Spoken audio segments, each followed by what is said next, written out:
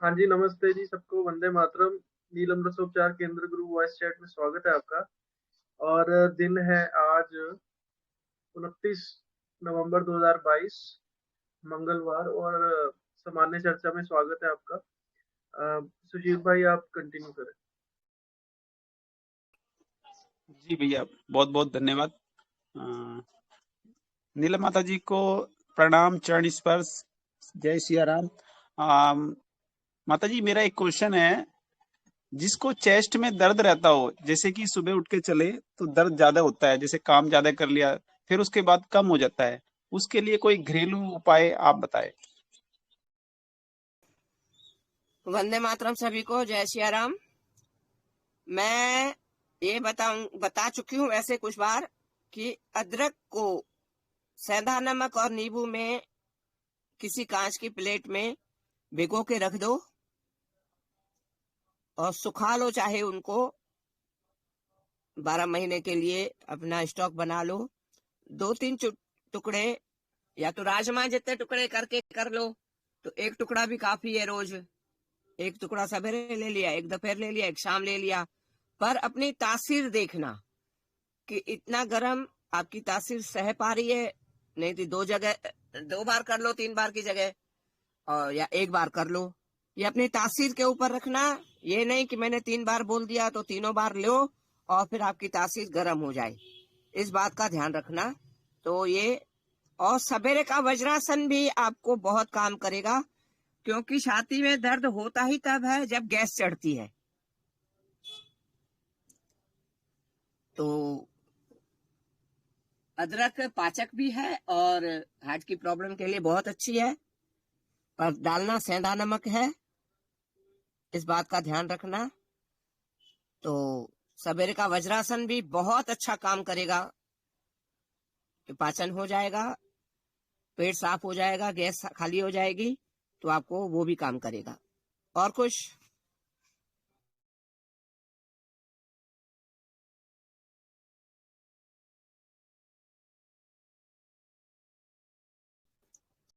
सुशील भाई। जी माता जी, बहुत बढ़िया। माता जी, एक मेरे जानने वाले हैं, उनके जो नाखून है हाथ के 2 उंगलियों के, वो जैसे कि सड़ जाते हैं ना, हल्का सा जख्म होता है, तो वो हो गया, वो एलर्जी बोलते हैं डॉक्टर। उसके लिए कोई घरेलू हो? उसके लिए, एलर्जी के लिए तो, एलर्जी पहले क्यों हो रही है? कोई भी बीमारी, केवल एलर्जी नहीं, आपका पेट सही नहीं है, आपके खून में खटास आ गई है, मतलब टॉक्सिन आ गई है, तेजाब आ गया है। तो उसके लिए गेहूं चावल तो सबसे पहले बंद करने ही है, और मिलेट का सूप पियो, हरी सब्जियों का सूप पियो घी पीकर। घी नहीं मिल रहा है तो नारियल तेल पियो। तो ऐसे करके करोगे। और कैल्शियम की कमी से भी नाखूनों में खराबी आती है, तो कैल्शियम के लिए अपना नारियल खाओ, नारियल का दूध पियो। तो इन बातों का ध्यान रखो, तो धीरे धीरे धीरे धीरे कवर हो जाएगा। बाकी पेट साफ करना सबसे जरूरी है, क्योंकि हमारे खून में जब तेजाब मिल जाता है तो स्किन प्रॉब्लम्स या ऐसी एलर्जी वाली प्रॉब्लम्स बढ़ती हैं। और कुछ? जी माता जी, बहुत बढ़िया, बहुत बढ़िया। धन्यवाद। अन्य आगे किसी का पूछो। सदस्य का कोई क्वेश्चन क्वेश्चन हो तो कर सकते हैं।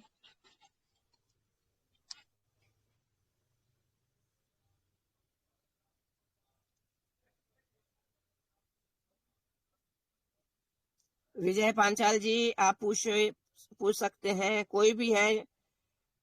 शंकर भाई, आदित्य भाई, जय भोलेनाथ, कोई भी अपना सवाल रख सकते हैं।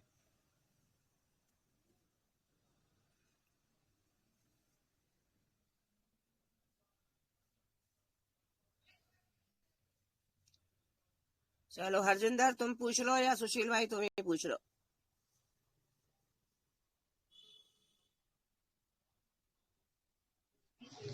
जी माता जी, और किसी का क्वेश्चन नहीं है, चलो मैं ही पूछ लेता हूँ। आजकल माता जी दिल्ली के आसपास काफी प्रदूषण खराब है, और इससे धूल मिट्टी होने के कारण में जैसे कि सुबह चलते हैं या उठते हैं तो छींके बहुत आती है, और उससे श्वास में भी, गले में भी मतलब दिक्कत होती है। उसके लिए कोई उपाय? उसके लिए सबसे अच्छा है रात को घी डाल के सो। सोने से पहले घी डालो, सवेरे उठने से पहले तेल डालो। नाक, कान, आंख, नाभि, नाखून और नाक, कान, आंख, नाखून, नाभि, हाँ, पांचों में रात को घी डाल के सो। सवेरे उठने से पहले तेल डालो। हर एलर्जी से बचा जा सकता है, बहुत जरूरी है। बिल्कुल, बहुत बढ़िया, बहुत बढ़िया। क्योंकि ना दिल्ली के आसपास काफी लोगों को ये दिक्कत है, तो ये सबसे अच्छा है। माता जी बताती रहती है और रिपीट भी करती रहती है माता जी की रात को आप घी डालो और सुबह सरसों का तेल आप डालो, तो उसके लिए बहुत अच्छी ये काम करती है।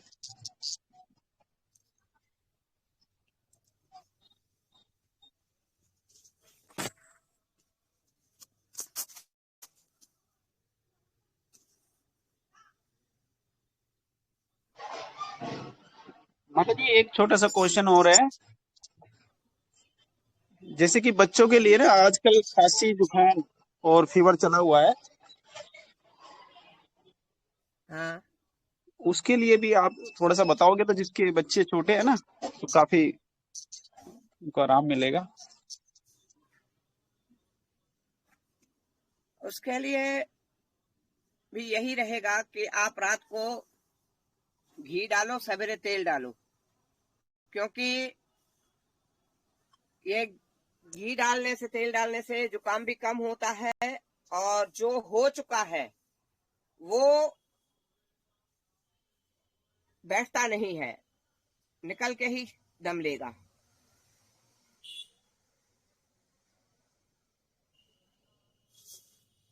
ये तेल और घी का तो बच्चों को बचपन से ही, पैदा होने के दिन से ही चालू कर दोगे ना, तो कभी भी उसके अंदर टॉक्सिन जमा नहीं होंगे, कफ जमा नहीं होगा ना, तो कभी क्या नाम है, नेबुलाइजेशन की जरूरत जी पड़ेगी माता ना, जी, बहुत बढ़िया, बहुत बढ़िया। ना नेबुलाइजेशन की जरूरत पड़ेगी, ना ही इनहेलर, वो क्या लेते हैं, पंप, उसकी और जरूरत अन्य किसी पड़ेगी। सदस्य का कोई क्वेश्चन हो तो वो कर सकते हैं। माता जी आज बैठी हुई है। विकास जी पटना, आप पूछिए। हाँ, नमस्ते माता जी, वंदे मातरम।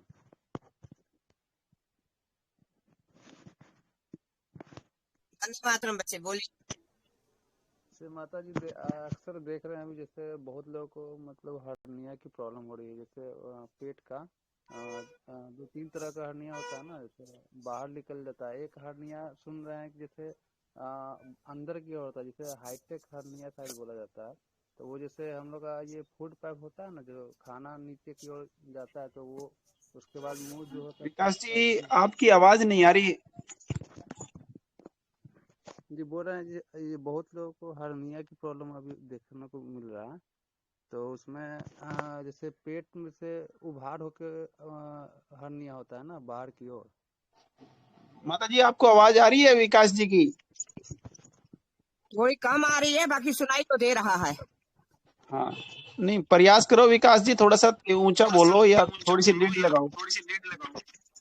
अभी आ रही है आवाज? आवाज आपकी कम ही है, थोड़ा तेज बोलो या थोड़ा आसपास कर लो मोबाइल को, कुछ सुधार जो हो सकता है कर लो। वही बोले माता जी कि ये जिस बहुत लोगों को जैसे हर्निया की अभी प्रॉब्लम हो रही है, पेट में जैसे होता है ना, बाहर की ओर मतलब आ जाता है। तो उसी टाइप का मतलब ये देख रहे हैं कि मतलब अंदर का एक होता है हाईटेक हर्निया बोलता है, जो मतलब फूड पाइप होता है ना, तो उसके पास जो क्लोज होता है मुंह, मतलब उसी टाइप का वहां पर होता है। इसके बारे में कुछ जानकारी है क्या?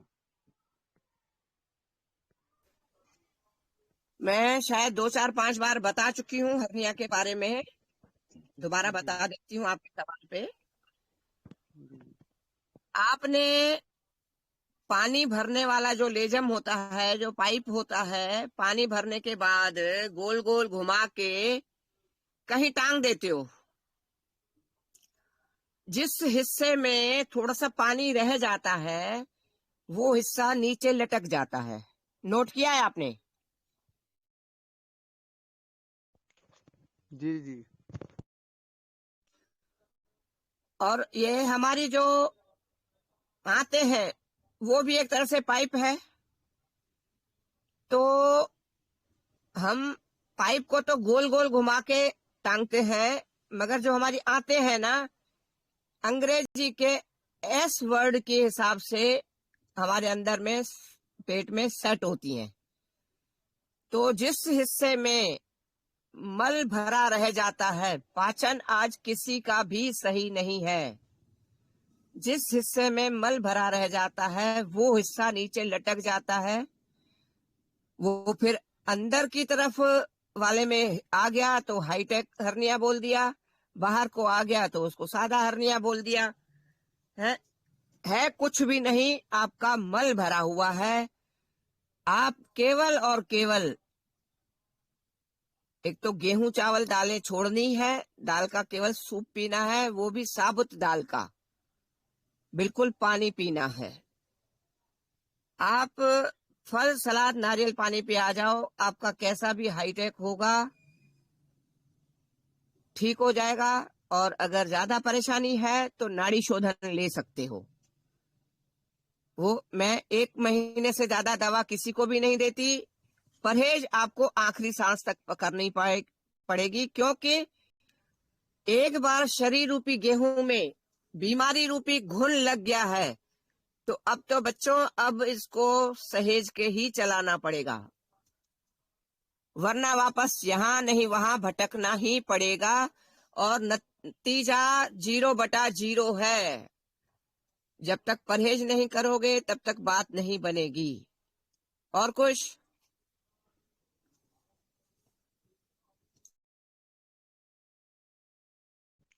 जी माता जी। समझ में आया? जी जी जी। कितना आसान है, ये आपको कुछ नहीं समझाएंगे। बहुत आसान है हर्निया को खत्म करना, ये आपको परहेज नहीं बताएंगे। मैंने ऐसे 6 साल अस्पतालों में रही हूँ बच्चे के एक्सीडेंट के कारण। ऐसे मैंने मरीज देखे हैं कि जिनका पूरा लीवर बस्ट हो चुका है, पर डॉक्टर कुछ परहेज नहीं बताते।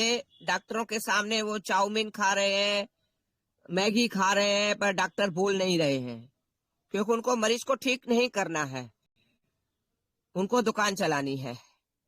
तो इसलिए अगर आपको ठीक होना है तो आपकी 50 ग्राम की जीभ का संयम ही आपको ठीक कर पाएगा। कोई डॉक्टर कोई इलाज ठीक नहीं करेगा।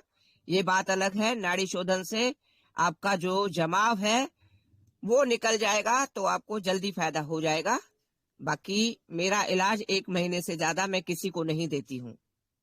और कोई किसी का सवाल हो, समझ में आ गया हो, बता देना।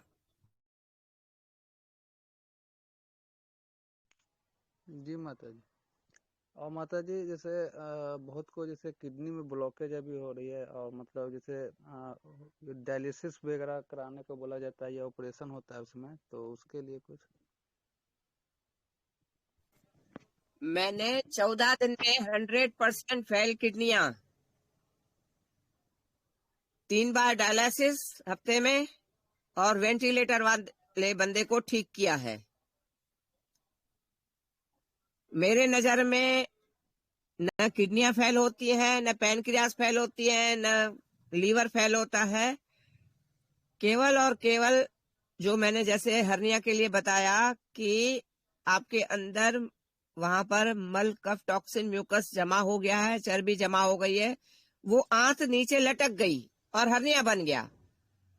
ऐसे ही आपके अंग प्रत्यंग पर वो लेयर जमी हुई है, क्योंकि आपका किसी का पेट साफ नहीं है और वो लेयर आपके उस अंग को काम करने नहीं दे रही है। उसके वजन से वो अंग दब गया है, फेल नहीं हुआ है।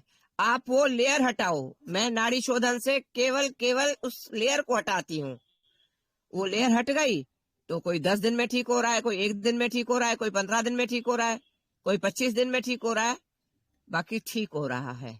और मैं दूसरे महीने दवा देती ही नहीं हूं। तो मेरी नजर में कोई बीमारी नहीं है। आपने अति करी है, शरीर रूपी गाड़ी को चलाया नहीं है, भोजन रूपी पेट्रोल मनमानी से खाया है। ये भी खा लो, वो भी खा लो, वो भी खा लो, वो भी खा लो।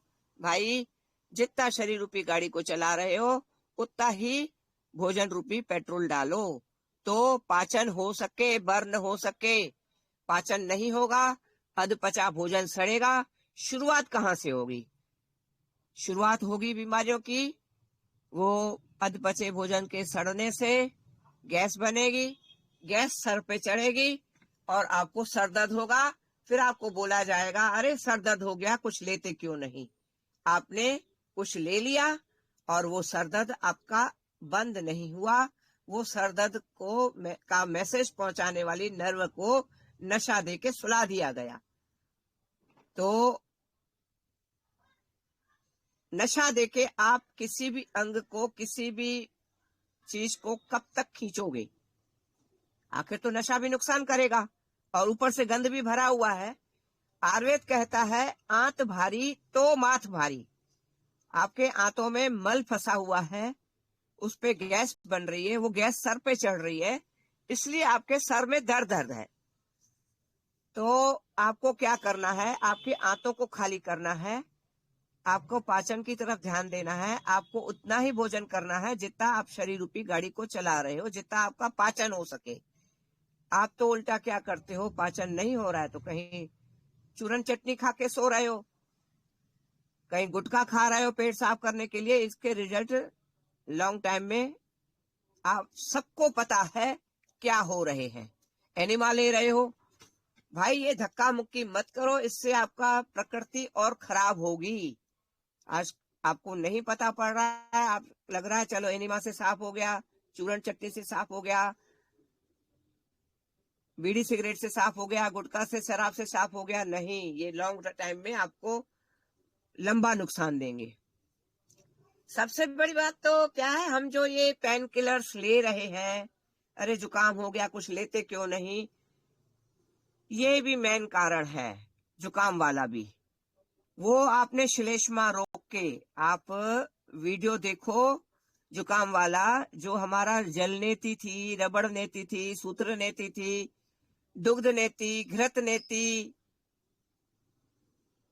तेल नेति, ये सब हमारी नेतियां थी और रोज की जाती थी डेली बिना नागा, तो हमें कहीं जुकाम रुकता नहीं था। आज हम जुकाम गोलियां खा खा के रोक के उसको अपने अंग प्रत्यंग 1 लाख किलोमीटर नस नाड़ियों में जमने का मौका दे रहे हैं। जुकाम हो या उल्टी दस्त हो या खांसी हो, ये आपके मित्र रोग हैं। खांसी से आपका कफ निकलेगा, जुकाम से आपका श्लेष्मा निकलेगा, उल्टी दस्त में भी आपका गंदगी निकलेगी। ये कोई खजाना नहीं निकल रहा, इनको रोक के आप बीमारियों को न्योता दे रहे हो, ये ध्यान रखना। इनको रोकना नहीं है, निकलने देना है। आज हम शरीर रूपी गाड़ी को चला नहीं रहे हैं, भोजन रूपी पेट्रोल ले रहे हैं और ज्यादा बीमारियों में उलझ रहे हैं। तो एक वीडियो है, अगर हरजिंदर आप सुन रहे हो बच्चे, तो वो वीडियो डाल दो कि कैसे श्लेष्मा निकालना है। हमारी जलनेति वाली विधा को चाइना ने कैसे इंजेक्शन में पानी भर के नाक से निकालने की विधा बताई है। देखो, इतना श्लेष्मा निकल जाएगा, ये आपके अंदर किसी अंग को डैमेज नहीं करेगा। ये सब आप जमा करते जा रहे हैं परत दर परत।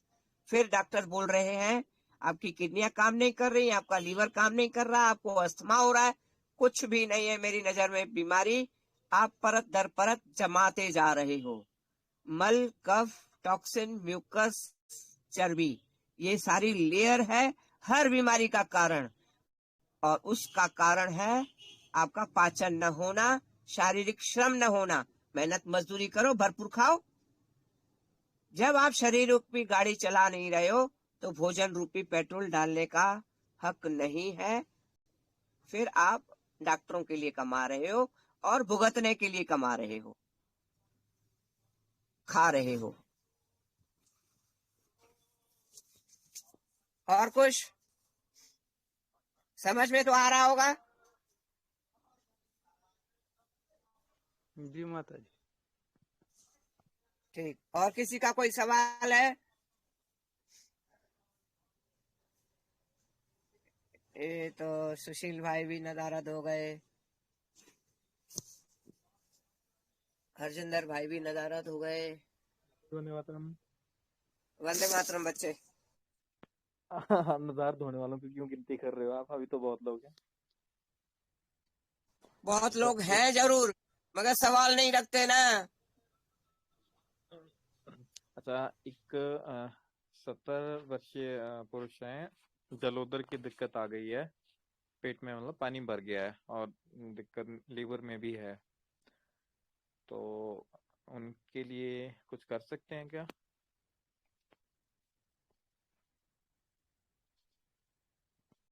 हो तो सकता है, फिलहाल जब तक अगर नाड़ी शोधन करवाते हैं तो बहुत अच्छा है, वरना तो देखो लीवर बहुत ज्यादा डैमेज हो जाता है ना, उसी के बाद जाके जलोदर बनता है। तो तुमने तो पहले ही बता दिया लीवर का भी इशू है, वो तो लीवर का इशू होगा। पहली बात तो हर बीमारी लीवर के इशू से है, आपका पाचन नहीं है। हर बीमारी कैंसर तक लीवर के इशू से है। तो बाकी पानी के लिए आप बेलपत्र के पत्तों को घोट के 1-2 चम्मच उसका रस और घोटना, दौरी डंडे में, ओखली में, सिलवट्टे पे, एक चम्मच भी सवेरे, एक दोपहर, एक शाम देते रहो। और फटे दूध का पानी 2 किलो दूध फाड़ लो, उसके पानी को उबाल के पाव भर बचाओ। स्वाद अच्छा नहीं लगेगा, मगर वो दो तो उनका पाचन क्रिया सही हो जाएगा।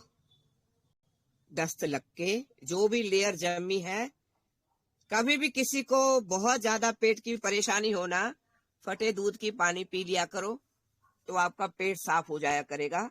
सबसे देखो, ये भी एक तरह से देखा जाए तो है तो धक्का मुक्की, मगर हानिप्रद नहीं है। जो आप जो चूरन चटनी डेली की आदत डाल रहे हो, एनिमा की डाल रहे हो, बीड़ी सिगरेट की डाल रहे हो, शराब की डाल रहे हो, या चाय कॉफी पीने के बाद फ्रेश हो रहे हो, ये आदतें धक्का मुक्की करके और डैमेज करना है। इससे और डैमेज तो नहीं होगा, पर फिर भी है धक्का मुक्की। तो उतना ही भोजन खाओ जितना पाचन हो सकता है।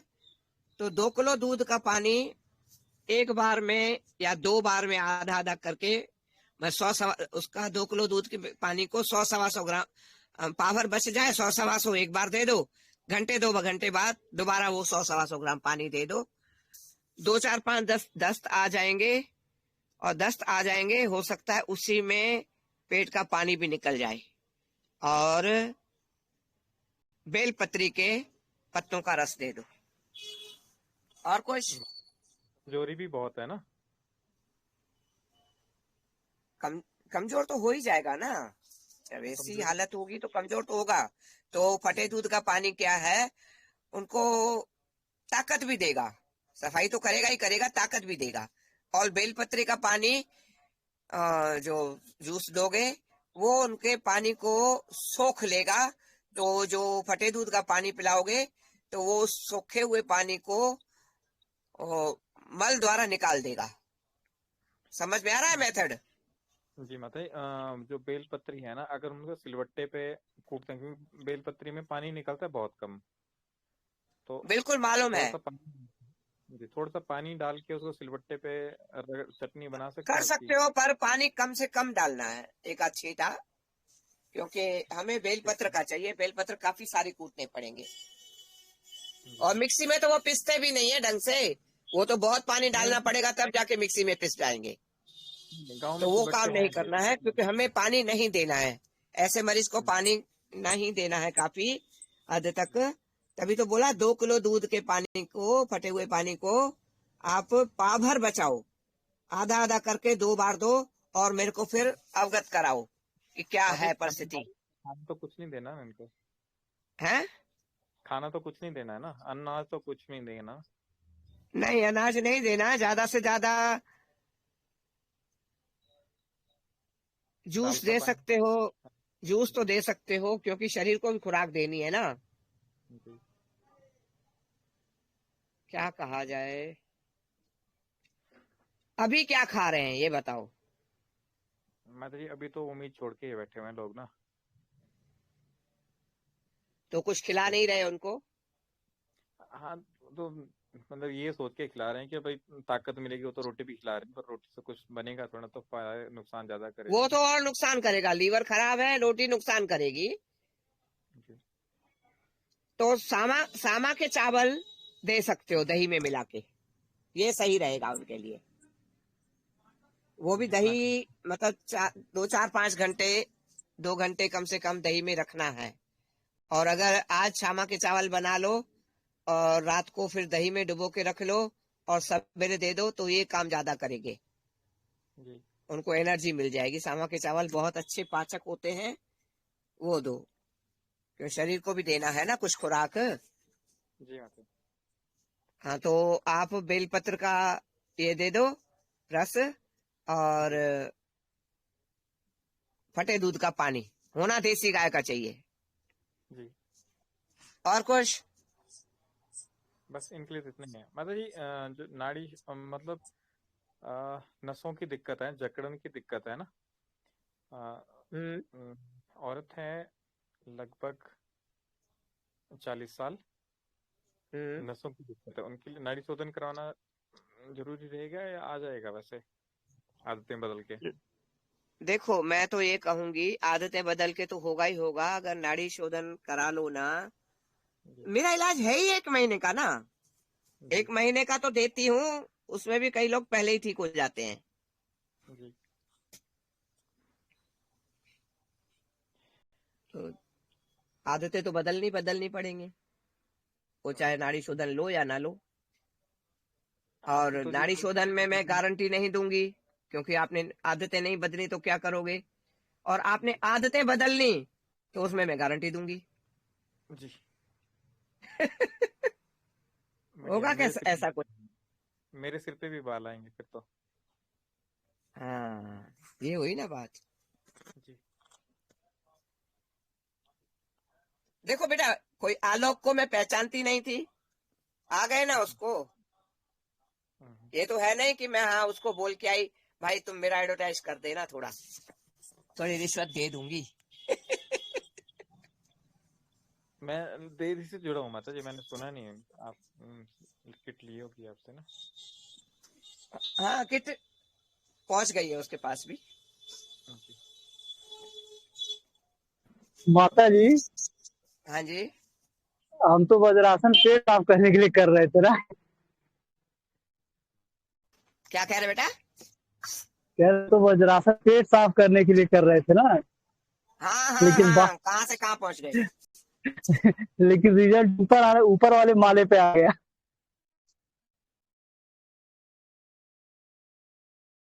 काम नीचे का था, पर कर ऊपर वाले माले ने कर दिया। देखो, ये तो बड़ी अचंभे वाली बात है। पेट तो साफ हो गया ना जी, वैसे भी हो गया होगा अब तो। वज्रासन कितनी बार करते हो? सवेरे वाला करते हो बंसी भाई? मैं तो भी एक ही टाइम करता हूँ जी, शाम के टाइम थोड़ी देर।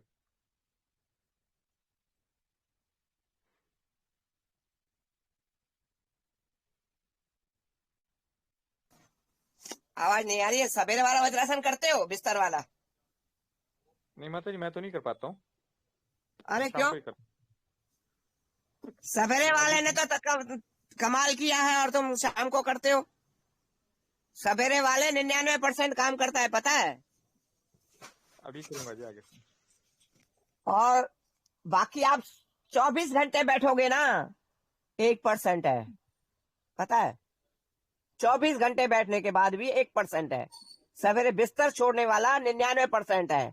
कितनी बार ये बात मैं बता चुकी हूँ। बस करूंगा जी शुरू। चलो तुम्हारे भी शुरू हो जाएंगे। जी जी। और किसी का कोई सवाल है?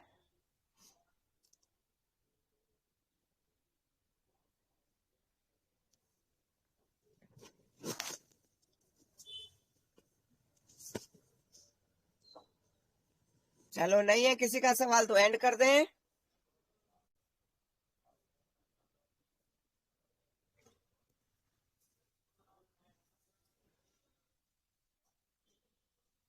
हाँ नमस्ते चलो माता जी। हाँ जी नमस्कार, बोलिए। हाँ सवाल तो कोई नहीं है। मेरा एक दिन वो ONS आए थे, उनकी रिकॉर्डिंग चाहिए थी। वो शायद ग्रुप में है नहीं वो। कौन सी? ओम आए थे 3-4 दिन पहले, ओम पता नहीं ONS के नाम से। उनकी रिकॉर्डिंग नहीं ग्रुप में आई अब तक। ओम के नाम से थे वो, 3-4-5 दिन हो गए उन्होंने हाँ हाँ हाँ हाँ हाँ, आए थे वो आए थे ना। दरअसल अभी इस टाइम ना ये क्या नाम है, हरजिंदर भाई को फुर्सत नहीं है रिकॉर्डिंग सेट करके भेजने की। कई दिन हो गया, अब यूट्यूब पे भी नहीं आ रही है। हाँ यूट्यूब पे नहीं भेज पा रहा है वो। ये ना हम्म, जब हरजिंदर हो ना उसको शिकायत करो, पता है? अच्छा। तो थोड़ा है नहीं ध्यान आज। देगा।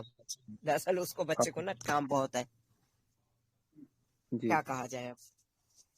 वो रिकॉर्डिंग चाहिए थी, बहुत काम की थी वो उस दिन, मैं सुन नहीं पाया हाँ था। हाँ हाँ, बिल्कुल बिल्कुल बिल्कुल, बहुत अच्छी थी। ठीक, धन्यवाद।